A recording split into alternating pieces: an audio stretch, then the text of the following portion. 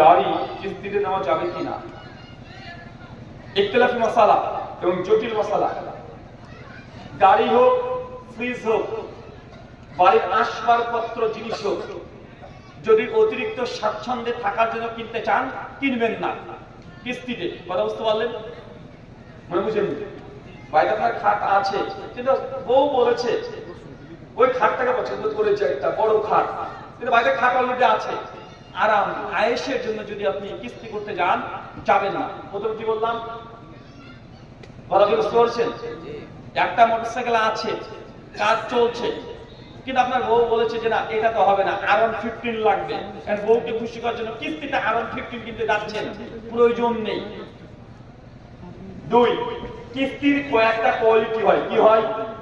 ভালো করে শুনেন। 19-20 হয়ে গেলে হ্যাঁ না হয়ে যাবে, জায়েজ না জায়েজ হয়ে যাবে। না হচ্ছে কাল আবার বলবে যে ওই যে রুহুল আমিন ভাই বলে গেছে যেটা জায়েজ, এটা আমি তো জায়েজ বলিনি। একটা উদাহরণ দিই, ধরেন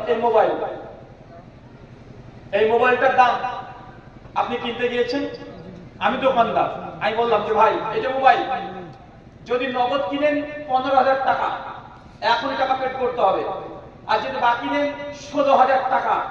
কথা বুঝতে পারলেন? 16,000 টাকা, এক মাসের মধ্যে টাকা পেড করে দেবেন 16,000 টাকা। এই যে দুটো দাম আমি ফেলে রাখলাম, একটা নগদ একটা বাকি। এখন ক্রেতা যে কোনো একটা চুক্তির সঙ্গে ও রাজি হয়ে যেতে পারে। কথা বুঝতে পারলেন? ও বলবে ঠিক আছে ভাই আমি বাকি দিয়ে কিনবো, 16,000 টাকায় দেবো, কিন্তু শর্ত থাকবে না যে এক মাসের মধ্যে পরে যদি দিতে না পারে তাহলে করে ইন্টারেস্ট তাদের চাপবে। এই শর্ত যদি না থাকে তাহলে 16,000 টাকা দিয়ে মালটা বাকিতে বিক্রি করা জায়েজ, কিস্তিতে বিক্রি করা জায়েজ। এতটুকু কি ক্লিয়ার? দুই, আরেকটা পদ্ধতি, মোবাইলের দাম হচ্ছে 10,000 টাকা, মোটরসাইকেল 1 লাখ টাকা, যে কোনো দ্রব্য ধরেন, আমি একটা উদাহরণ দিচ্ছি, 10,000 টাকা।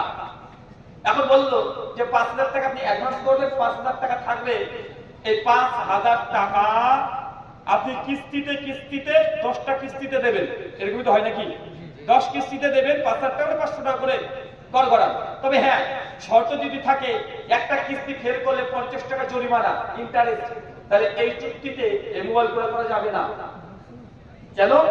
আপনি বলবেন ভাই আমি কিন্তু কিস্তি ফেল করব না, আল্লাহই করব না, নিয়ত আছে মাসে দিয়ে দেবো, তারপরে পারবেন না। কেন? কারণ ওই যে সুদ আপনি চুক্তিতে স্বাক্ষর করছেন, কি করছেন বলেন তো? যদি ভুল হয়ে যায় যে দিতে না পারে তাই সুদ দিতে রাজি হচ্ছি, তার জন্য এটা জায়েজ নয়।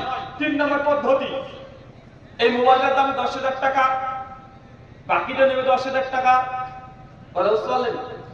কিস্তিতে 10,000 টাকা, 10টা কিস্তি করে দিল, বলে 1 বছর সময়, 1 বছরের মধ্যে যে কোনো সময় বাকি 5,000 টাকা তুমি দিয়ে দিতে পারো।